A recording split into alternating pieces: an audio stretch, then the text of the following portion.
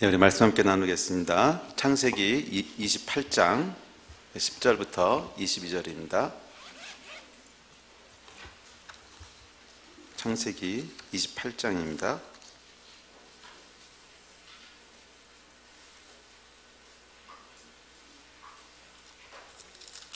10절부터 22절까지 말씀 함께 보겠습니다. 창세기 28장 10절부터 22절까지입니다. 우리 다 찾으셨으면 우리 다 같이 한 목소리로 창세기 28장 10절부터 읽겠습니다. 시작. 야곱이 브엘세바에서 떠나 하란으로 향하여 가더니 그곳에 이르러는 해가 진지라. 거기서 유숙하려고 그곳에 한 돌을 가져다가 베개로 삼고 거기 누워 자더니 꿈에 본즉 사닥다리가 땅 위에 서 있는데 그 꼭대기가 하늘에 닿았고, 또 본즉 하나님의 사자들이 그 위에서 오르락내리락 하고, 또 본즉 여호와께서 그 위에 서서 이르시되 나는 여호와니 너의 조부 아브라함의 하나님이요 이삭의 하나님이라. 내가 누워있는 땅을 내가 너와 내 자손에게 주리니 내 자손이 땅의 티끌같이 되어 내가 서쪽과 동쪽과 북쪽과 남쪽으로 퍼져나갈지며 땅의 모든 족속이 너와 내 자손으로 말미암아 복을 받으리라. 내가 너와 함께 있어 내가 어디로 가든지 너를 지키며 너를 이끌어 이 땅으로 돌아오게 할지라. 내가 내게 허락한 것을 다 이루기까지 너를 떠나지 아니하리라 하신지라. 야곱이 잠이 깨어 이르되 여호와께서 과연 여기 계시거늘 내가 알지 못하였도다. 이에 두려워 이르되 두렵도다. 이곳이요 이것은 다름 아닌 하나님의 집이요 이는 하늘의 문이로다 하고, 야곱이 아침에 일찍이 일어나 베개로 삼았던 돌을 가져다가 기둥으로 세우고 그 위에 기름을 붓고 그곳 이름을 베델이라 하였더라. 이 성의 옛 이름은 루스더라. 야곱이 서원하여 이르되 하나님이 나와 함께 계셔서 내가 가는 이 길에서 나를 지키시고 먹을 떡과 입을 옥을 주시어 평안히 아버지 집으로 돌아오게 하시오면 여호와께서 나의 하나님이 되실 것이요 내가 기둥으로 세운 이 돌이 하나님의 집이 될 것이요 하나님께서 내게 주신 모든 것에서 10분의 1을 내가 반드시 하나님께 드리겠나이다 하였더라. 아멘. 우리가 지난 시간에 아브라함에 대해서 살펴봤습니다. 아브라함의 데스니에 대해서 두 번에 걸쳐 살펴봤죠. 특별히 지난 시간에는 이 믿음의 DNA에 대한 걸 살펴봤습니다. 기억나세요? 제가 2주 전, 아마 3주 전이었던 것 같은데 우리 하나님께서 아브라함의 일생을 통해서 그의 믿음의 DNA를 어떻게 형성하셨는지, 그리고 그 믿음의 DNA가 어떻게 후손에게 전달되기 시작했는지 우리가 말씀에 대해서 함께 살펴봤습니다. 특별히 모리아산 사건, 모리아산에서 이삭을 제물로 바치려고 했던 이 사건은 아브라함의 DNA가 완성되는 순간이고, 그 DNA가 비로소 정말 DNA가 된다는 건 뭐예요? 자기 낭비에서 끝나는 것이 아니라 계속 대물림하게 되는, 그 일이 시작하게 되는 계기였습니다. 그래서 이 아브라함의 모리아 사건을 통해서 이삭한테 뭐가 심기지요? 하나님을 경외하는 게 무엇인가 하는 것이 딱 심기게 돼요. 그래서 이것이 이삭의 믿음의 유업이 됩니다. 평생토록 아브라함이 하나님을 섬기는 것이 무엇이고 믿음으로 산다는 것이 무엇인지를 연단받고 훈련받고 형성됐던 이 아브라함의 믿음의 진수가 모리아 사건을 통해서 이삭에게 전수이 되는 거예요. 그래서 이삭은 그것을 물려받아서 출발점부터가 다르게 됩니다. 그래서 이삭에게 있어서 하나님을 섬기는 게 무엇인지, 아브라함은 그렇지 않았어요. 아브라함은 하나님을 섬기는 게 무엇인지 전혀 모르는 상태에서 시작을 했습니다. 하나님께서 처음부터 하나씩 둘씩 가르치시면서 믿음의 연단을 시키시고, 실수해가지고서 애굽으로 내려갔다 올라오면서 교훈을 배우고, 약간 여러 가지 이 우여곡절을 겪으면서 믿음이 이런 것이고 하나님을 경외하며 섬기는 게 이런 것이구나 하는 것을 평생 배워왔어야 됐어요. 그런데 이삭은 출발점이 달라요. 출발점이 이렇게 형성된 아브라함의 믿음이 모리아산 사건을 통해서 이삭에게 그대로 전달됩니다. 그래서 이삭은 시작할 때부터 기준이 뭐냐면 하나님을 경외하는 것은 이런 거구나, 하나님을 섬긴다고 하는 것은 이런 거구나. 아브라함이 자신을 제물로 드리려고 하는 이 충격적인 경험을 통해서 하나님을 섬긴다고 하는 것은 생명보다도 소중한 것이구나, 이것을 전수받게 됩니다. 전수받게 돼요. 그래서 이삭의 일생을 보면 이 믿음의 시작점이 달랐기 때문에 아브라함과는 차원이 다른 아주 평온한 삶과 믿음의 그 길들을 가게 됩니다. 그런데 이삭이 실패했던 것이 있습니다. 실패했던 건 뭐냐면 이 믿음의 DNA를 그 다음 세대에게 전수하는 데는 그렇게 성공적이지 않았어요. 그래서 사실 아브라함과 이삭을 비교해 보면 이삭은 훨씬 더 평온한 삶을 삽니다. 훨씬 더 믿음의 굴곡이 없어요. 믿음의 굴곡이 없이 그냥 평안하게 믿음을 유지하는 것처럼 보여요. 그렇지만 마지막에 가보면 아브라함이 이삭을 세웠듯이 자기 아들 야곱을 세우는 것은 실패해요. 그래서 야곱은 또다시 처음부터 맨 땅에 헤딩하는 걸 시작합니다. 헤매고 속이고 또 하란으로 도망갔다 거기서 고생고생하고 다시 돌아오고 이런 믿음의 여정을 다시 겪게 되죠. 이 두 사람의 비교는 우리가 우리 자녀들, 우리 다음 세대를 어떻게 키울 것인가에 대해 경종을 울립니다. 아브라함처럼 믿음의 자손으로 이삭을 세울 것인지 아니면 이삭처럼 자기는 평안하게 신앙생활을 유지하지만 그 다음 세대를 세우는 것에 있어서는 그렇게 성공적이지 못할 것인지, 이것은 우리가 결정해야 돼요. 그리고 이 결정에 따라서 여러분 자녀들이 어떤 믿음 생활을 할 것인지가 결정될 겁니다. 아멘. 그래서 오늘 이 야곱의 이야기를 통해서는 믿음의 유업을 물려받는 것에 대한 이야기를 다시 한번 하려고 합니다. 믿음의 유업을 물려받는 것이 어떤 것인지. 제가 금요일 날도 믿음의 유업을 물려받는 것에 대한 이야기를 나누었는데요, 지금 아마 저희 교회에게 주시는 메시지의 핵심이 아닌가 생각을 해요. 믿음의 유업을 어떻게 물려받아야 되는가. 믿음의 유업은 반드시 전달되어지는 것이고 유업으로 물려지는 것입니다. 물론 하나님께서 각 개인의 특별한 데스티니를 가지고 그 사람의 일생을 인도하시기도 하시지만, 많은 경우 하나님의 데스티니는요, 대에서 대를 이어가면서 제너레이션 투 제너레이션 계속 완성돼가는, 그래서 마지막 때 하나님의 모든 역사가 완성되는 이 그림을 향해 나아가는 것이지 각 사람이 개별적으로 떨어져 있는 게 아니라는 거예요. 그래서 저희에게 역사하신 하나님의 이 일들은 우리 다음 세대로, 또 우리 다음 세대를 통해서 더 많은 사람들에게로, 열방에게로 계속 흘러가고 전수되어야 되는 것이, 전달되어야 되는 것이지 우리 당대에서 끝나서는 안 됩니다. 그래서 오늘은 이 야곱의 이야기를 통해서 그래서 이삭은 제가 그냥 짧게 건너뛰었어요. 왜냐하면 이삭은 그냥 자기 삶을 평안하게 유지한 것 빼고는 많은 경우 좀 실패했어요. 많은 경우 실패해서 야곱이 다시 처음부터 시작해야 되는, 그렇지만 이 아브라함부터 시작한 하나님의 역사는 끊이지 않고 이어져가는 이 미묘한 긴장 사이에 껴있는 사람이 야곱인데, 이 야곱의 이야기를 통해서 어떻게 우리가 믿음의 유업들을 전수하고 그 데스티니를 이어갈지를 두 주에 걸쳐서 이제 함께 살펴보려고 합니다. 야곱의 이야기는요, 이 두 개의 사건을 중심으로 이해할 수가 있는데, 그 중 하나가 베델 사건이고 또 하나가 브니엘 사건 또는 야복강 사건이라고 불리는 사건입니다. 이 두 개의 사건을 중심으로 야곱의 이야기를 쫙 이제 풀어가면서 이해할 수가 있어요. 그래서 오늘은 첫 번째 베델 사건에 대한 걸 살펴보고요, 다음 주에는 브니엘 또는 야복강 사건이 무엇인지를 함께 살펴보려고 합니다. 그 사건들을 통해서 어떻게 야곱이 그의 믿음의 데스티니를 유업으로 이어받는지, 그리고 자기의 데스티니를 발견하고 이루어가는지, 이 이야기들을 함께 살펴보려고 합니다. 자, 오늘 읽으신 창세기 28장의 배경을 잠깐 살펴보죠. 여러분 다들 아시겠지만 야곱에게는 쌍둥이 형이 있었습니다. 누구죠? 에서입니다. 에서. 그래서 에서와 야곱은 야곱과 에서는 이삭의 쌍둥이 아들이었습니다. 근데 이 두 사람은 태어날 때부터 치열하게 싸우면서 태어났습니다. 어머니 뱃속에 있을 때부터 누가 먼저 나갈 거냐, 이게 아주 간발의 차이죠. 형 동생이 쌍둥이가 아니면 한 1, 2년 먼저 났으니까 별로 억울할 것도 없는데, 이거는 누가 먼저 나올지 모르는 상황이에요. 엄마 뱃속엔 같이 있었어요. 그래서 태 속에서부터 싸웠다고 기록되어 있습니다. 그리고 나올 때 이 야곱이 뒷심이 좀 부족했어. 조금만 더 힘을 썼으면 되는데 밀렸어요. 그래서 에서가 먼저 나오고 야곱은 안 돼! 그러면서 어떻게 했죠? 야곱의 발뒤꿈치를 붙잡고 따라 나왔죠. 너무 억울한 거야. 그래서 이 야곱의 평생의 한이 뭐였냐면 이 태생의 한이 있었어요.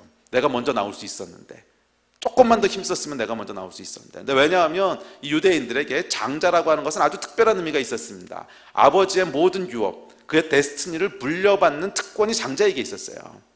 그래서 이 야곱 안에 있었던 억울함, 한은 뭐였냐면 내가 아버지의 유업을 이어받고 싶은데, 내가 아버지에게 약속하신 그 하나님의 데스티니를 내가 이어가고 싶은데 그거에 실패한 거예요. 태어날 때부터 한 끗 차로 밀렸어. 한 끗 차로. 조금만 더 힘을 줬으면 되는데, 에서가 한 발 먼저 나오는 바람에 에서에게 밀려서 모든 권리를, 장자의 권리를 잃어버린, 이것이 야곱의 평생의 한이었습니다. 근데 야곱 안에는 뭐가 있었냐면 하나님의 그 약속, 하나님의 데스티니, 우리 아버지의 하나님, 우리 할아버지의 하나님, 아브라함의 하나님, 이삭의 하나님, 그분들을 통해서 이어주는 이 데스티니를 내 삶 가운데도 이어가고 싶은데, 이 열망과 이 욕심이 있었어요. 그래서 야곱이 태어날 때는 내가 뒷심이 부족해서 밀렸지만 어떻게든지 이 권리를 되찾으리라. 그리고 어떡하죠?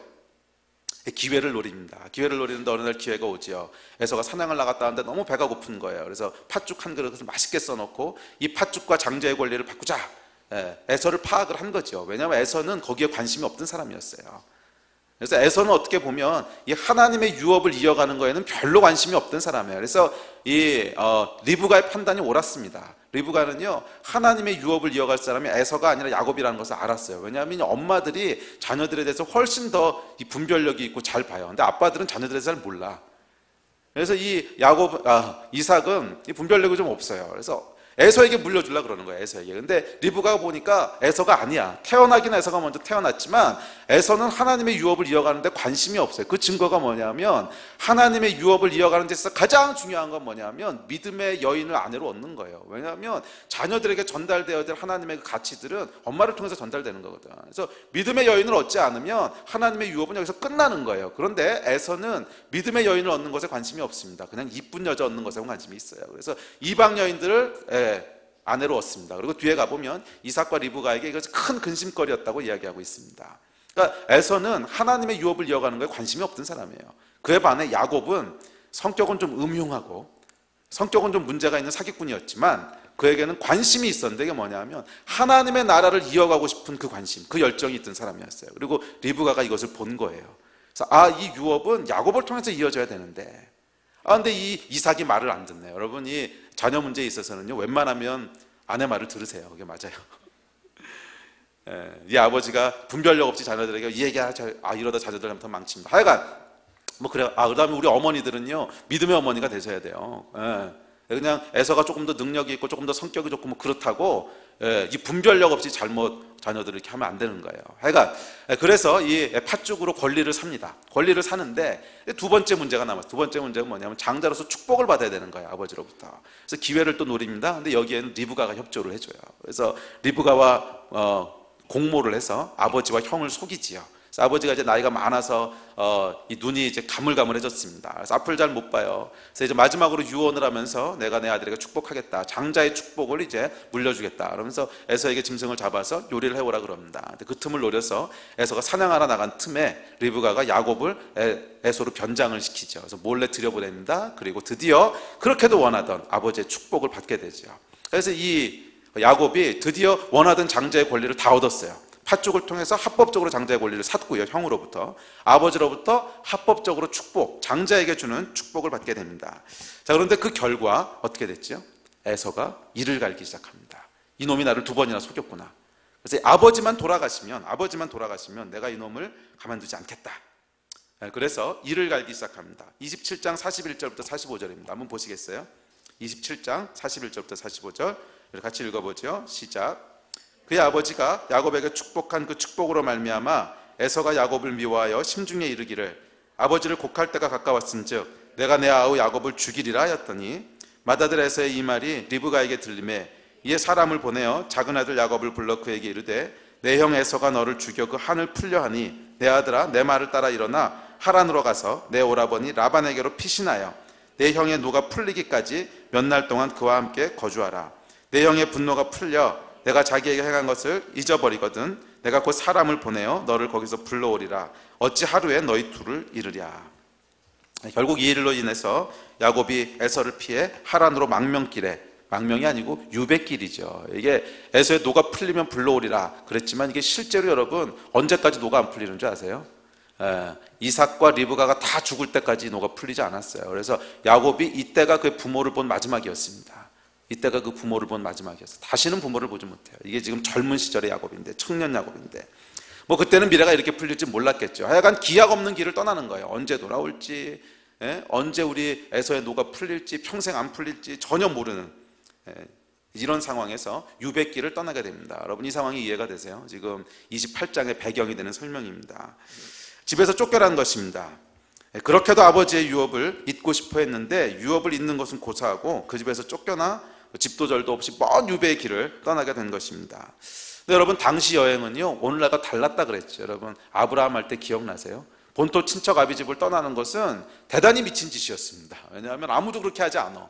그 당시엔 시족 사회였기 때문에 자기 종족을 떠난다고 하는 것이 노예가 되거나 죽는 것을 의미했습니다. 또 여행길이 안전하지도 않아요. 광야의 위험과 들짐승과 도적들과 하여간 이 미친 사람이 아니면 혼자 길을 떠나는 때가 아니에요.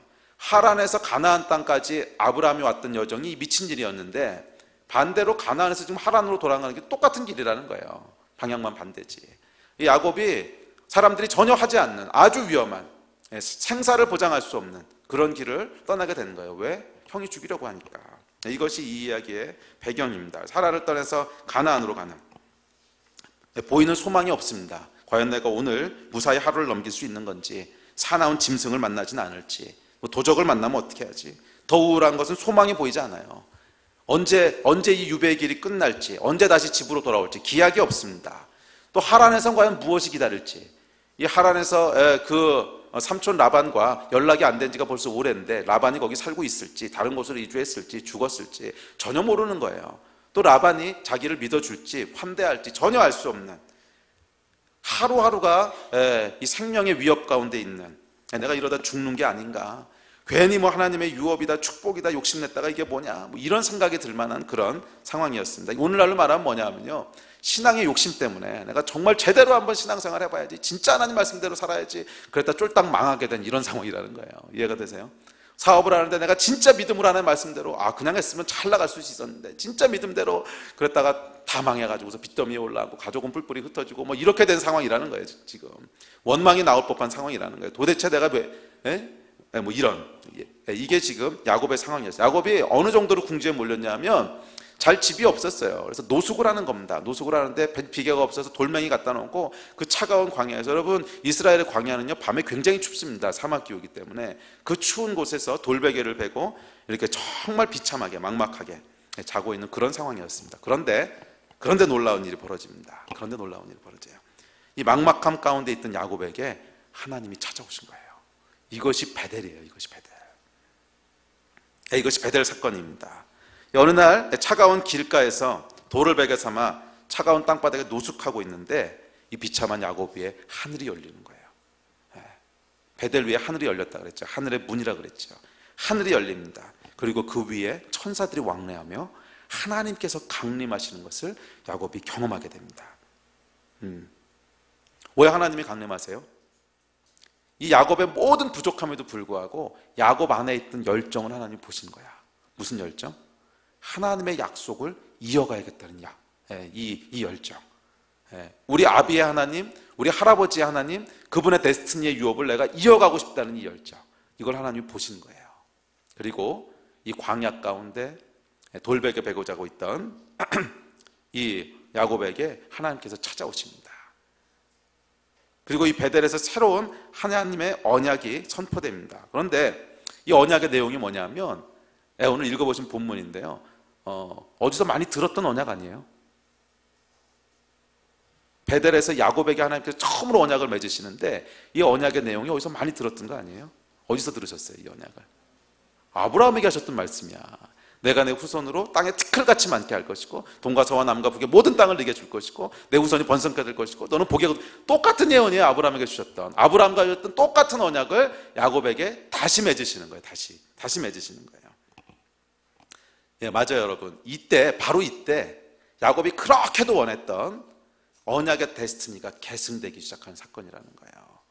언약의 데스티니는 여러분 팥죽으로 권리를 사거나 속여서 축복을 받거나 이렇게 함으로 계승되는 것이 아니라, 맞아요, 이미 모든 육체적으로 물리적으로 할 수 있는 모든 일들은 야곱이 다 했어요.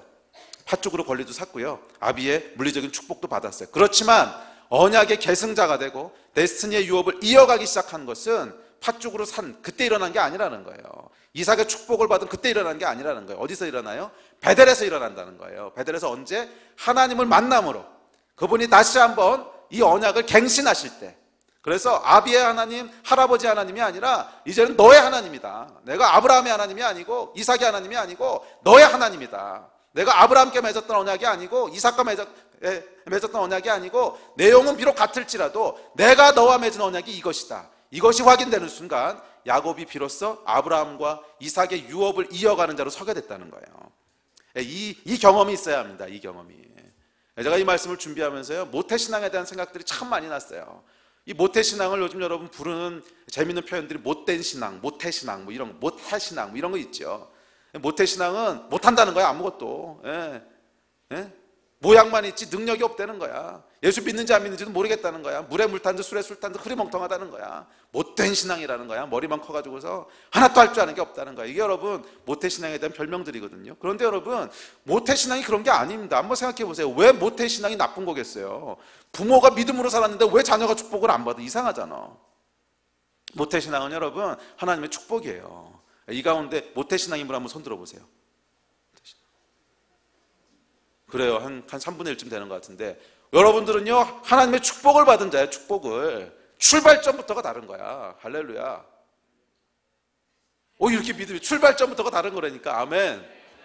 모태신앙은요, 여러분, 못된 신앙도 아니고 모태신앙도 아니고 데스티니의 유업을 이어갈 어마어마한 축복을 받은 자들이고요, 어마어마한 잠재력이 있는 자들이고, 이 축복을 계승할 사람들이에요. 그런데 문제는 뭐냐면 베델의 경험이 없는 거예요. 베델의 경험이. 그냥 아빠의 하나님, 엄마의 하나님, 그냥 엄마 아빠 손잡고 쫄래쫄래 교회만 왔다 갔다 한 거지, 믿음의 유업이 계승되는 결정적인 순간이 없었어요. 그 순간이 뭐예요? 베델에서 하나님을 만나는 거예요. 모태신앙은요, 베델의 사건을 거칠 때 어마어마한 잠재력이 발휘되게 되고, 거기서부터 믿음의 새로운 일들이 시작되게 되는 겁니다. 아무리 내가 믿음의 가정에서 자라고 아무리 내가 믿음의 환경 가운데서 자랐어도 그것이 곧 내가 믿음의 계승자가 되는 걸 이야기하는 게 아니라는 거예요. 데스티니의 계승자가 되기 위해서는 엄마 아빠 따라서 쫄래쫄래 교회 다니는 이게 아니라, 우리 집은 그냥 믿는 가족이 태어났어요. 3대째예요, 4대째예요. 저희 집도 지금 4대째 되고 있는데요, 4대째예요. 이게 중요한 게 아니라는 거예요. 아무리 4대 아니라 100대를 내려가도 베델에서 내 하나님을 만나지 않는 한 그것은 아무 의미가 없는 거예요. 아무 의미가. 팥죽으로 아무리 권리를 사도 그것이 곧 믿음의 계승자가 되는 걸 이야기하는 게 아니라는 거예요. 내가 만난 하나님이 있어야 되는 거예요. 내가 만난. 이것은 모태신앙뿐만 아닙니다. 다른 사람들도 마찬가지입니다. 교회 문턱만 밟으면서 목사님의 하나님, 집사님의 하나님, 이거 바라본다고 해서 여러분들에게 믿음의 역사들이 풀어지는 게 아니라는 거예요. 데스티니가 이루어지는 게 아니라는 거예요. 야곱의 데스티니는 이삭의 아들로 태어나 하나님을 경외하는 환경에 있었다고 저절로 되는 것이 아니었습니다. 이것 때문에 관심이 생겼을 수는 있어요. 그렇지만 야곱의 진짜 데스티니는 베델에서 나의 하나님을 만났을 때, 아브라함의 하나님이 아니에요. 이삭의 하나님이 아니야. 아브라함은 본 적도 없어. 야곱이 태어나기 전에 이미 아브라함과 사라는 죽었습니다. 없었어요. 전설처럼 내려오는 아브라함의 하나님, 어느 날 아브라함에게 정말 이해할 수 없는 하나님의 영광으로 나타나셔서, 또 재물을 갈라놨더니 가운데 불 가운데로 나타나셔서 그렇게 지나가셨대더라. 전에 들은 그 하나님. 그러나 믿을 수는 없어. 아니, 어떻게 하나님이 불로 나타나셔? 어떻게 하나님 말씀하셔? 난 경험해 본 적 없어. 한 번도 경험해 본 적이 없는 전설처럼 들리던 그 이야기가 어느 날 내 삶 가운데 이루어지는 경험을 하는 거예요. 이게 전설 같은 얘기가 아니었구나. 그때 우리 할아버지에게 나타났었던 그 하나님이 바로 이 하나님이었구나. 이렇게 하나님이 나타나셔서 베델 가운데 만나시는 분이라면 정말 그때도 불 가운데로 지나셨겠구나.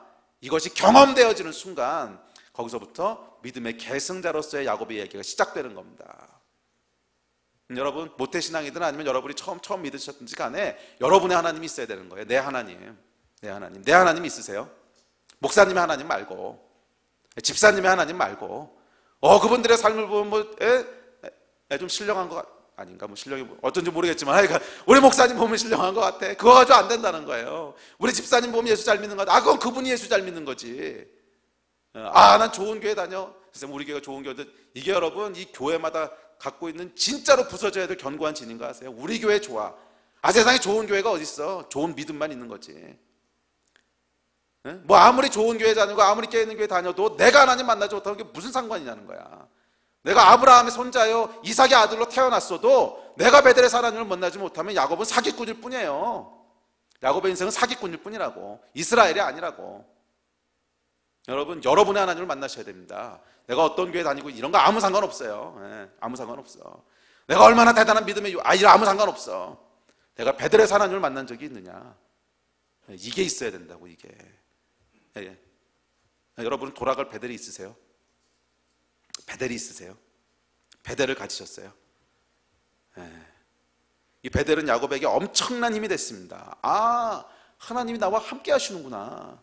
아무 소망도 없고 아무 비전도 없고 도대체 내가 살 건지 죽을 건지 모르는 이 상황 가운데 하나님이 함께 계시는구나. 이것이 여러분, 야곱이 그 후에 그의 인생을 살아갈 수 있는 진짜 힘이 됐습니다.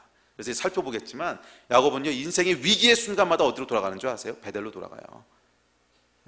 인생의 고비고비마다 어디로 돌아가는 줄 아세요? 베델로 돌아가요. 베델로 돌아갈 때마다 하나님이 다시 그에게 주셨던 언약을 리마인드 하세요. 내가 너에게 뭐라고 약속했느냐, 내가 너에게 뭐라고 언약했느냐, 이걸 리마인드 하시고, 그것이 야곱이 모든 위기의 순간에도 불구하고 끝까지 하나님의 사람으로 살아갈 수 있는 진짜 능력이었어요. 여러분에겐 베델이 있으세요? 이 베델이 없다면요, 그것은 기초가 없는 사람입니다. 돌아갈 고향이 없고요, 버팀목이 없는 거예요. 위기의 순간을 어떻게 뚫고 나가시겠어요? 위기의 순간을 어떻게 뚫고 나가시겠어요? 나와 약속하셨던 하나님, 나와 만나셨던 그 하나님, 내 인생의 가장 비참한 순간에 아무 소망도 안 보이고 아무 희망도 안 보이고 나는 그냥 사기꾼 야곱이고, 이 순간에 하나님이 나를 어떻게 만나셨고 나를 어떻게 구원하셨고 내 인생을 어떻게 펼쳐오셨는지를 경험한 경험이 있어야 돼. 경험이, 간증이 있어야 된다는 거예요. 이 베델이라고 하는 거 꼭 뭐 초자연적으로 하나님 만나라 이런 뜻이 아니에요. 하나님이 내 인생 가운데 일하셨다고 하는 증거가 있느냐는 거야. 간증이 있느냐는 거야. 내 인생에 아무런 소망도 없고 내 인생에 아무런 비전도 없고 막막하던 그때 하나님이 내 인생 가운데 어떻게 개입하셔서 나를 구원하시고 내 인생을 펼쳐오셨는지 이 경험이 있느냐는 거예요. 기독교는 여러분 체험의 종교입니다. 이 체험이 없다면 우리 인생은요 위험한 거예요. 위험한 거. 어디로 돌아가시겠어요? 인생의 위기 때 어디로 돌아가시겠어요?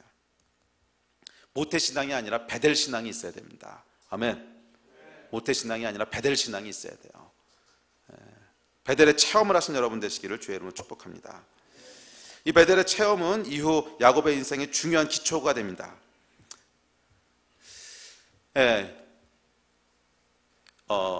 이어지는 야곱의 이야기를 살펴보기 전에 중요한 거 한 가지를 짚고 넘어가야 돼요. 이 베델의 체험에 두 가지가 있었습니다. 두 가지가. 하나는 뭐냐면 하나님께서 어두움과 막막함 가운데 있던 아무 빛이 보이지 않던 야곱의 인생에 초자연적으로 찾아오셔서 내가 너를 책임지겠고 내가 너를 복주겠다고는 하나님의 개입하심이에요. 근데 두 번째 파트가 있습니다. 두 번째 파트는 뭐냐면 이 사건을 경험하고요 야곱이 뭔가를 합니다. 뭐를 하죠? 돌을 쌓아요. 돌을 쌓고 그 위에 기름을 붓고 거기서 서원을 합니다. 여러분 언약이라고 하는 것은요 항상 쌍방이 맺는 거예요. 쌍방이. 일방적으로 하나님 맺으시는 게 아니라는 거예요. 아무리 하나님 언약을 맺으시려고 해도 언약을 맺는 당사자가 그것을 받아들이지 않으면 언약은 성립되지 않아요. 이것이 언약의 특징입니다. 그래서 여러분 우리가 오해하고 있는 교리 중에 아주 심각한 오해의 교리가 있는데 그게 뭐냐면 오직 은혜로 구원받는다는 교리야. 이거 오직 은혜로 구원받는다고 하는 것은 내가 아무것도 안 하는데 하나님께서 은혜로 하신 이런 뜻이 아닙니다. 우리 하나님은 언약을 통해 일하시는 분이시고 성경 전체는 언약 위에 기록되어 있어요. 언약은 뭐냐면 하나님이 먼저 시작하셔서 우리의 아무 공로 없음에도 불구하고 하나님이 먼저 오퍼를 하세요. 맞아요. 그래서 은혜예요. 그렇지만 여기에 반응하지 않았는데 저절로 이루어지는 건 아니라는 거예요. 반응한 사람만 언약을 맺는다는 거야. 이게 여러분 약속을 하려면 약속 쌍방이 다 합의를 해야지 약속이 되는 거지. 한쪽이 일방적으로 해도 한쪽이 안 받아들이면 끝이지요. 받아들여야 된다는 거예요. 그래서 야곱이 서원을 하고 돌을 쌓습니다. 이 반응이 있을 때 언약이 성립되는 거예요. 아멘. 야곱이 두 가지를 하는데 하나는 돌을 쌓고요 하나는 서원을 해요. 돌을 쌓는다고 하는 건 뭐냐면 잊어버리지 않겠다고 노력한다는 거예요. 여러분 돌을 왜 쌓았겠어요? 잊어버리지 않으려고 쌓은 거야. 한 달, 두 달 지나고 나서 보면 그게 그때 꿈이었나 뭐였나 다 잊어버린다는 거예요. 여러분 아무리 놀라운 하나님을 경험해도요 인간은 망각의 존재야. 금방 잊어버려. 금방. 그래서 잊어버리지 않으려고 하는 처절한 노력이 있어야지 안 잊어버리죠. 금방 잊어버린다는 거예요. 금방. 아무리 하나님의 은혜를 받아도요 한 달, 두 달 지나면 다 잊어버립니다. 아무리 큰 간증이 있어도 그때뿐이에요. 한동안은 감사하지.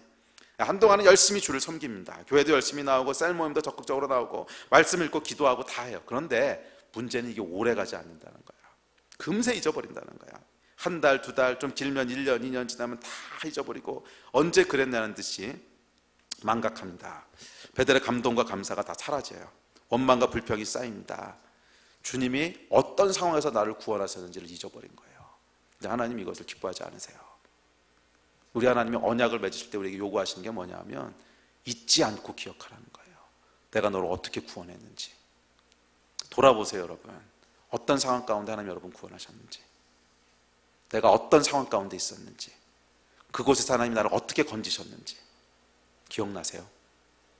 기억나세요? 이 돌을 쌓으셔야 돼요. 거기에 돌을 쌓아야 돼. 어떻게든지 잊어버리면 안 되는 거야. 은혜를 잊어버리는 순간에요 모든 하나님의 언약은 다 파기되는 겁니다. 은혜를 잊어버리는 순간 모든 하나님의 언약은 다 파기되는 거예요. 제가 이 세상을 살아가면서 보니까 이 세상은요 은혜를 기억하는 문화가 아니더라고. 은혜를 기억하는 문화가 아니. 문화 자체가 이 배신과 배반의 문화야.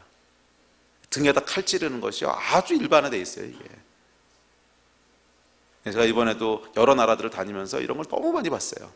진짜 은혜로 자기를 살려줬는데, 진짜 은혜로 자기를 키워줬는데 그 등에다 칼 꽂는 거. 와, 너무 쉽게 일어나더라고, 너무 쉽게. 은혜 잊어버리는 게요, 일도 아니야, 그냥. 우리 하나님의 은혜를 기억하는 사람은요, 사람에 대해서도 그렇게 할 수가 없습니다. 왜냐하면 그게 성품이기 때문에 그래요. 사람에게 하는 것과 하나님에게 하는 것은 똑같아요. 왜냐하면 그게 성품이기 때문에 그래. 그게 그 사람의 본질이기 때문에. 사람에게 배신하는 사람은요, 분명히 하나님으로부터 등 돌린 거예요. 그래서 저는 제가 일하는 아주 철칙 중에 하나가 뭐냐면, 배신한 사람하고는 절대 일을 안 한다는 거예요. 뭐 제가 조폭이라서 그런 게 아닙니다. 제가 뭐 의리를 이렇게 의리가 중요하지만 그게 중요한 진짜 이유는 하나님이 역사하시지 않기 때문에 그래. 그건 하나님이 역사하시지 않아요. 절대로 배신이 있는 곳에 하나님이 역사하시지 않더라고. 그래서 저는 그 사람이 아무리 뭐 어쩌고 저쩌고, 아무리 많은 자원이니까 아무리 뭐 어쩌고 저쩌고 해도 배신한 사람이랑은 일하지 않아요. 제 철칙입니다, 그게. 왜? 하나님의 성품이 아니야. 실수할 수는 있어요. 그러면 회개하고 돌아봐야 돼. 죄송하다고 사과해야 되는 거고. 아니, 물론 동의가 안 돼서 떠날 수는 있어요. 그건 얼마든지 가능합니다. 그럴 땐 배신하는 게 아니고 그냥 조용히 떠나는 거지, 배신을 하면 안 된다는 거예요. 조용히 떠나는 건 가능해요. 왜? 내가 아무리 생각해봐도 신앙의 양심상 허락이 안 돼. 그러면 뭐 조용히 떠나야지. 거기 뭐 이단으로 가는데 붙어 있으면 안 되지.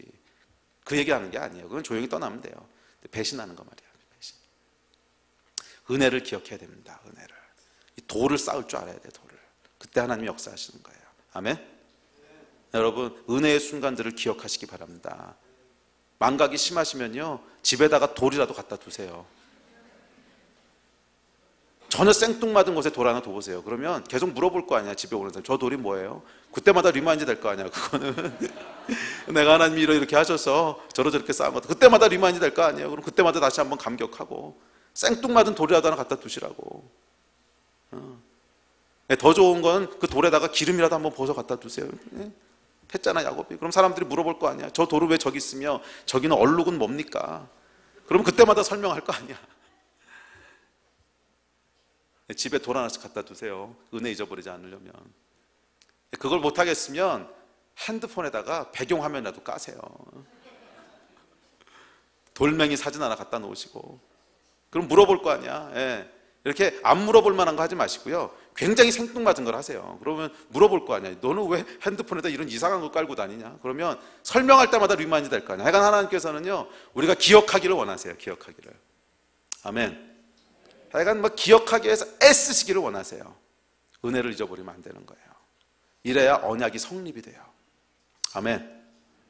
둘째, 서원이 있어야 됩니다. 서원은 뭐냐면, 하나님께서 나에게 행하시는 것처럼 나도 하나님에게 신실하게 행하겠습니다라는 결단이 있어야 된다는 거예요. 그래서 야곱이 뭘 서원하죠? 10분의 1을 주님께 드릴 것이고 이곳이 하나님의 집이 될 것입니다. 하나님의 집에 대한 서원을 해요. 동일하게 우리 언약은요, 하나님에게 신실함을 헌신하는 것이 함께 있어야 돼요. 주님이 나를 이렇게 구원하셨다면 내가 하나님과 당신의 집을 위해 사는 것이 당연합니다. 나는 이 일을 세우는, 그 집을 세우는 일에 헌신할 것이고 하나님의 나라를 세우는 일에 내 인생을 드리겠습니다. 이 언약, 이 서원이 있어야 언약이 성립이 되는 거예요. 쌍방에. 베델의 경험이 있으세요? 나를 구원하신 하나님에 대한 감격이 있으셨어요? 내 인생이 하나님 거라고 하는 고백이 있으셨어요? 내가 주를 위해 살 거라고 하는 그 고백이 있으셨어요? 젊은 날의 고백들이 있었어요? 이 베델이 있으셔야 돼요. 베델이 있으셔야 돼요. 아멘. 저에게도 이런 베델이 있었습니다. 제가 대학교 1학년 때, 제 간증은 여러 번 나눴지만, 저는 고등학교 때까지는 대학만 들어가면 행복할 거라고 생각하고 대학을 갔어요. 근데 전혀 행복하지 않았어요. 전혀 행복하지 않았어요. 한 6개월을 지났는데요, 제 인생에 가장 큰 위기를 맞게 됐어요. 내적인 위기였어요. 내적인. 소망이 없어져 버린 거예요. 아니, 가장 행복할 거라고 생각했던 순간이 이런 거라면 내가 앞으로 또 무엇을 이루고 성취하고 열심히 산다고 한들 그게 도대체 나한테 무슨 의미가 있는가. 아무 소망이 없어졌을 때 무기력해지기 시작하더라고. 아무것도 할 수가 없는 거예요. 여기서 내가 한다고 하는 게 무슨 의미가 있는지 모르겠는 거예요. 내적인 위기였어요. 그래서 야, 여기서 밥을 몇 공기 더 먹고 죽나 그냥 죽나 뭐가 다르나. 그래서 모르긴 몰라도 아마 그때 하나님을 만나지 못했다면 제 인생은 굉장히 달라졌을 거예요. 굉장히 달라졌을 거예요. 어둠에서 헤어나오질 못했을 거예요. 근데 그때 하나님이 찾아오셨어요.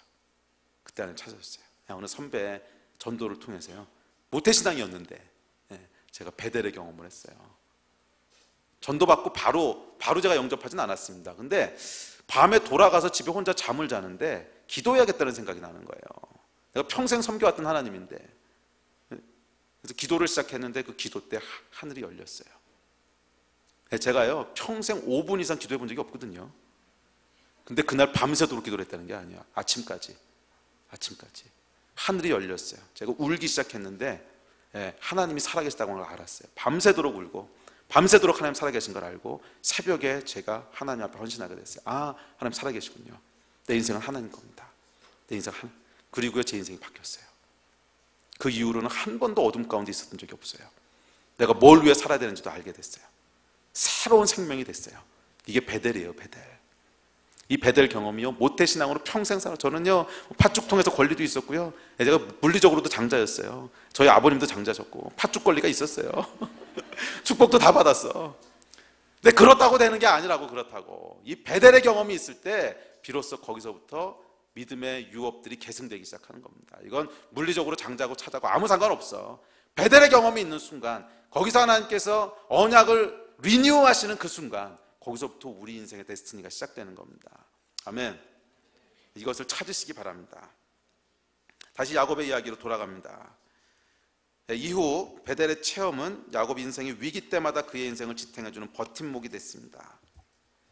야곱이 하나님의 약속대로 하란에 무사히 도착하고 그곳에서 이 라반의 환대를 받고 그러면서 이제 그 인생이 안정되기 시작합니다. 그래서 하나님 복을 누리기 시작해요. 그래서 그곳에서 라헬과 레아를 아내로 얻게 되고 그곳에서 많은 이제 양과 소도 생기게 되고 여러 가지 재산도 불리고 그렇게 됩니다. 그런데 어느 날 또다시 위기가 찾아옵니다. 뭐냐면 야곱의 양들은 점점점 많아지고 라반의 양들이 점점점 적어지니까 라반과 그의 아들들이 시기하고 핍박하기 시작하는 거예요. 그래서 더 이상 그곳에 머물 수 없는 그런 형편이 됐습니다. 아마 이것이 야곱에게는 굉장한 내적 고통이었을 거예요. 외적으로도 마찬가지고. 이때 다시 하나님께서 야곱에게 나타나서 말씀하십니다. 31장이에요. 찾아가 보세요. 31장 13절. 28장에서 31장으로 넘어갑니다. 28장부터 31장까지는 편안하게 야곱이 그 복을 누리는 시기였습니다. 31장 13절 우리 다시 한번 읽어보겠습니다. 시작. 나는 베델의 하나님이라. 내가 거기서 기둥에 기름을 붓고 거기서 내게 서원하였으니 지금 일어나 이곳을 떠나서 내 출생지로 돌아가라 하셨느니라. 우리 하나님께서요 베델의 약속을 리마인드 하시는 거예요. 네가 그때 나에게 기름 붓고 서원했지 않느냐. 내가 그것을, 네 서원을 약속으로 취했다는 거예요. 이게 여러분 중요해요.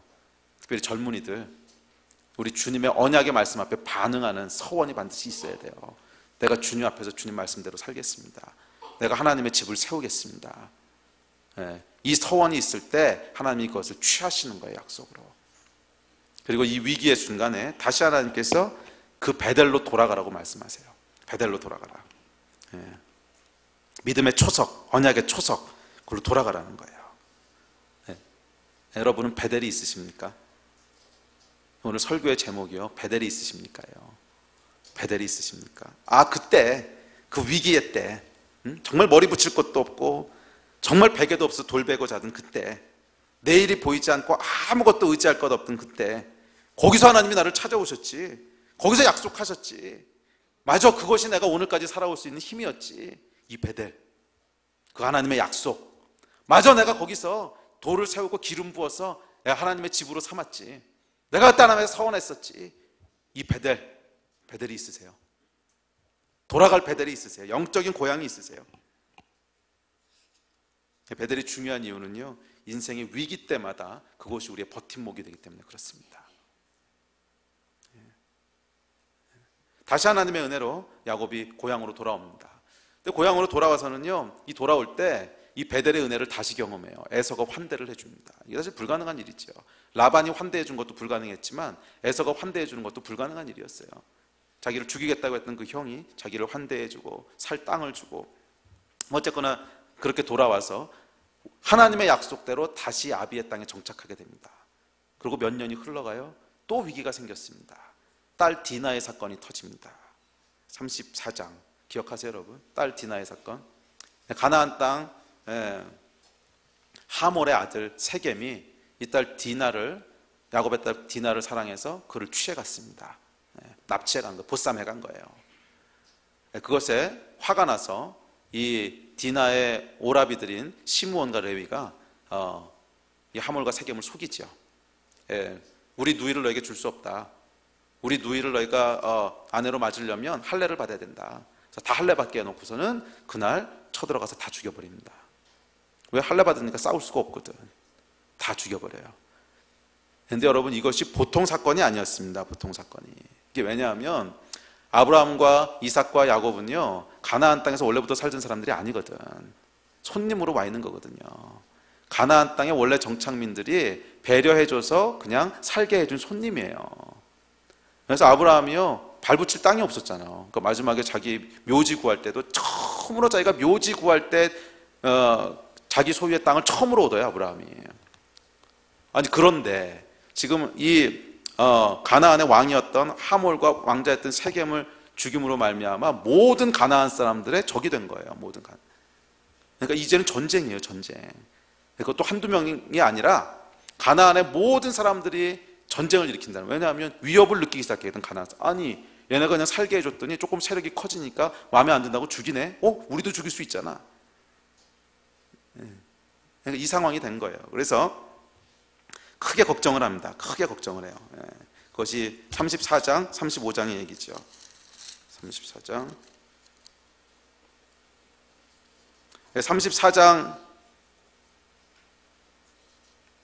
30절에 보면, 34장 30절에 보면, 야곱이 시므온과 레위에게 이르되 너희가 내게 화를 끼쳐 나로 하여금 이 땅의 주민 곧 가나안 족속과 브리스 족속에게 악취를 내게 하였도다. 나는 수가 적은즉 그들이 모여 나를 치고 나를 죽이리니 그러면 나와 내 집이 멸망하리라. 위기에 처한 거예요. 자, 이 절대절명의 위기의 순간에 다시 하나님이 찾아오십니다.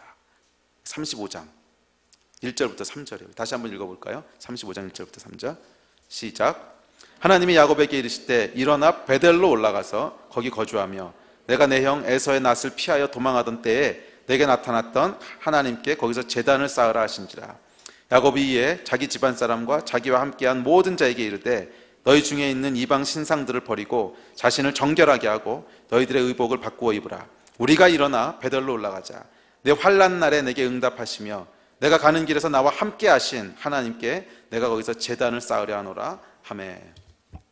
디나의 사건으로 다시 일생일대의 위기를 맞이한 야곱, 이 야곱에게요 다시 베델을 말씀하십니다. 돌아갈 곳이 어디라는 거예요? 베델이라는 거예요. 청년의 때, 집에서 쫓겨나 하란으로 가던 그때, 불안한 미래와 암울한 현실, 그 어둠의 때 그곳에서 만났던 하나님, 그때 보았던 그 열린 문, 야곱의 노년의 때에 다시 돌아갈 곳은 이 베델이었다는 거예요.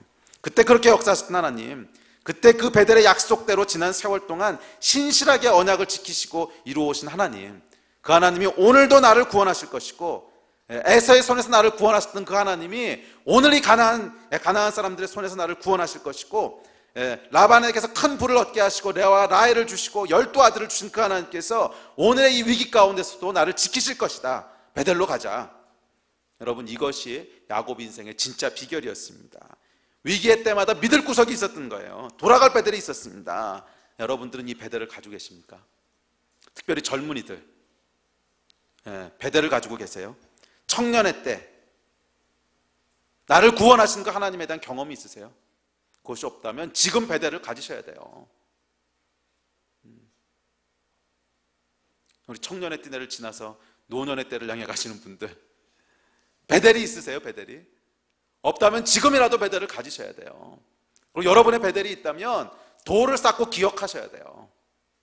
위기의 순간마다 내가 청년의 때 어떻게 하나님이 내 인생을 이끄셨는지, 청년의 때에 나와 맺으셨던 약속은 무엇인지, 청년의 때에 나와 맺으셨던 언약은 무엇인지, 이것을 여러분 다시 리마인드 하셔야 됩니다. 야곱이 베델에 이르자 하나님께서 다시 나타나 말씀하십니다. 35장 10절부터예요. 읽어볼까요? 10절부터 읽겠습니다. 시작. 하나님이 그에게 이르시되 내 이름이 야곱이지만은 내 이름을 다시는 야곱이라 부르지 않겠고 이스라엘이 내 이름이 되리라 하시고 그가 그의 이름을 이스라엘이라 부르시고, 하나님이 그에게 이르시되 나는 전능한 하나님이라 생육하며 번성하라. 한 백성과 백성들의 총회가 내게서 나오고 왕들이 내 허리에서 나오리라. 내가 아브라함과 이삭에게 준 땅을 내게 주고 내가 내 후손에게도 그 땅을 주리라 하시고 하나님이 그와 말씀하시던 곳에서 그를 떠나 올라가시는지라. 야곱이 하나님이 자기와 말씀하시던 곳에 기둥 곧 돌기둥을 세우고 그 위에 전제물을 붓고 또 그 위에 기름을 붓고 하나님이 자기와 말씀하시던 곳의 이름을 베델이라 불렀더라. 예배팀 우리 나오십시오. 다시 베델로 갔을 때 그곳 하나님께서 야곱과 맺으셨던 하나님의 언약을 다시 리마인드 하세요. 네가 청년의 때에 나와 맺었던 언약을 기억하느냐? 이때 이 야곱은요 이미 나이가 많은 노년의 때를 맞이하고 있었을 때입니다. 청년의 때를 리마인드 하시는 거예요. 네가 젊었을 때 베델에서 나를 어떻게 만나는지 기억나느냐? 그때 내가 네 인생에 대해서 뭐라고 얘기했는지 기억나느냐? 내가 너를 뭐라고 불렀는지 기억나느냐? 그때 네 이름이 뭐였는지 기억나느냐? 네 이름은 야곱이었다는 거예요. 야곱. 야곱이 여러분 무슨 뜻이냐면 속이는 자라는 뜻이에요. 사기꾼. 그때 너의 아이덴티티는 사기꾼이었다는 거야. 세상에서도 멸시받고 에서에게도 미움받고 네가 오죽했으면 집에서 쫓겨났겠냐. 그때 네가 어떤 존재였는지 아느냐. 베델에서 하나님께서 그를 만났을 때 아니다 너의 데스티니는 사기꾼으로 끝나는 게 아니라는 거예요. 네 이름은 이스라엘이라는 거예요. 이스라엘은 하나님과 다투어 이긴 자 또는 하나님의 통치를 받는 자 이런 뜻입니다. 다시 말해서 하나님의 축복을 받은 자라는 뜻이에요. 너는 사기꾼으로 끝날 자가 아니라 너를 통해서 내가 이루려고 하는 계획이 있고 너는 내 것이고 너는 내 통치를 받는 자고 너는 내 축복을 받는 자고. 이거 기억나느냐는 거예요. 이거 기억나느냐. 이게 너의 진짜 아이덴티티 아니었냐는 거예요. 청년의 때에 만났던 그 하나님, 그때 주신 비전, 그 인생의 데스티니 다시 기억하라는 거예요. 다시. 저도 그랬습니다, 여러분. 제가 25년 전에 제 인생 가운데 베델이 있었어요. 그리고 그때 하나님이 주셨던 비전이 있었는데 그것은 하나님의 나라를 위해 살고 싶다는 비전이었어요. 지난 25년 동안 26년 동안 한 번도 변하지 않았다. 때로는 제가 지쳐서 멀어질 때도 있고 때로는 포기하고 싶을 때도 있고 그럼에도 불구하고 끝까지 하나님 달려가게 하시는 그 힘과 원동력은요 베델에서부터 왔어요. 인생의 고비고비마다 하나님께서 리마인드 시켰던 것은 베델이에요. 네가 어떤 존재인 줄 아느냐? 너를 통한 내 약속이 뭔 줄 아느냐? 네 사명이 뭔 줄 아느냐? 네 비전이 뭔 줄 아느냐? 이게 있기에요 늙어도 늙지 않고요 죽어도 죽지 않는 사람이 되는 거예요. 제가 젊었잖아요, 그죠? 좀 젊어졌다고 많이들 그러시는데 맞아요. 전 육체만 젊어지는 게 아니라 저는 아무리 나이가 들어도요 70, 80대도요 끝까지 젊은이로 살 거예요. 왜? 약속이 있으니까. 하나님 나뿐만이 아니라 계속 이어져 내려가는 하나님의 언약이 있으니까. 이것이 여러분 베델에서 만난 하나님입니다. 여러분 베델이 있으십니까? 언약이 리마인드 되는 곳이 있으십니까? 청년의 때에 만난 그 언약, 그 약속 아직 기억하고 있습니까? 혹시 여러분의 베델의 언약이 퇴색되진 않았습니까? 오랫동안 잊고 지내진 않았습니까? 오늘 주님께서 초청하십니다. 베델로 돌아가라. 돌아가서 봐라. 내가 쌓았던 돌들을 바라봐라. 아직도 그곳에 꿋꿋이 서 있지 않냐?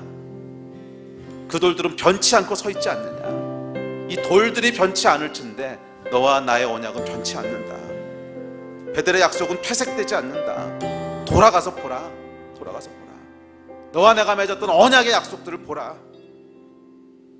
내가 너에게 주었던 비전들을 보고 네가 내게 했던 고백들을 봐라. 베델로 돌아가라. 혹시 여러분의 청년의 때의 그 언약에서부터 멀어져 있는 분 계십니까? 오늘 주님 다시 초청하십니다. 네 인생에 어려움이 있고 위기가 있다고 해서 끝나는 거 아니라는 거예요. 베델로 돌아가라는 거예요. 베델로. 돌들을 다시 보라는 거예요. 내가 쌓고 기름 부었던 돌들, 네가 했던 고백들 다시 리마인드하라는 거예요. 이 자리로 하나님 다시 초청하십니다. 야곱은 위기의 순간마다 그의 데스티니를 리마인드 해주는 베델로 돌아갔습니다. 이것이 여러분, 야곱이 마지막까지 그의 길을 달려갈 수 있었던, 믿음의 경주를 할 수 있었던 진짜 비결이고 힘이었습니다. 여러분에겐 베델이 있으십니까? 베델이 없다면 여러분, 오늘 베델로 가셔야 합니다. 오늘 나에게 역사하신 하나님에 대한 경험을 간구하셔야 됩니다. 갈망하셔야 됩니다. 베델이 있으십니까? 그렇다면 다시 베델로 돌아가셔야 합니다. 그 돌들은 아직 퇴색되지 않았습니다. 여러분이 부었던 그 돌, 기름 아직 그대로 있습니다. 가서 보라는 거예요. 왜 위기의 순간마다 하나님께서 야곱을 베델로 보내시냐고요? 가서 보라는 거예요. 그 돌무더기들을 보라는 거예요. 아직 남아있고, 아직 꿋꿋이 서 있고, 그 기름의 흔적이 남아있는 베델로 가서 보라는 거예요. 내가 청년의 때에 너와 맺었던 언약들을 다시 보라는 거예요. 이것이 우리 하나님의 초청입니다. 그분은 베델의 하나님이십니다. 기도하겠습니다.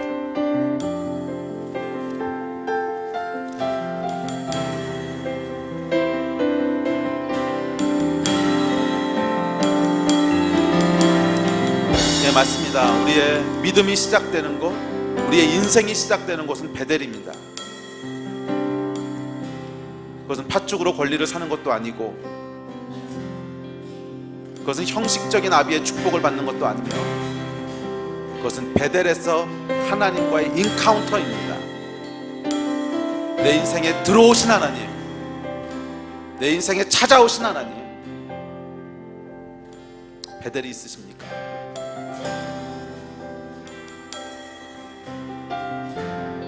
베델에 쌓았던 돌과 그 위에 부었던 기름을 아직도 여러분 기억하십니까? 하나님이 주셨던 비전과 여러분의 헌신의 고백들을 아직 기억하십니까? 그것은 퇴색될 수 없습니다. 이것이 우리가 늙어도 늙을 수 없고 죽어도 죽을 수 없는 진짜 이유입니다. 하나님의 약속이 살아있기 때문에. 오늘 다시 베델로 돌아가십시오. 베델 이전까지 나의 이름은 야곱, 속이는 자, 사기꾼이었습니다. 그것에 하나님이 내 인생을 어떻게 바꾸셨는지 베델로 돌아가십시오. 기억하십시오. 기도하겠습니다. 함께 기도할 때, 하나님, 베델이 있으신 분들은 베델로 돌아가는 기도를 하십시오. 내가 다시 짐 싸들고 베델로 가겠습니다. 그곳에서 나에게 행하셨던 하나님의 역사를 다시 기억하겠습니다. 그곳에서 다시 하나님이 리뉴하신 언약을 받겠습니다. 아직 베델이 없으신 분들은 기도하십시오. 모태신앙으로 살아가는 거 아닙니다. 생명의 하나님을 만나야 합니다. 언약이 갱신되어야 합니다. 아비의 언약이 아니라, 목사님의 하나님이 아니라 나의 하나님이 되어야 합니다. 이 일을 위해 기도하십시오. 기도하겠습니다.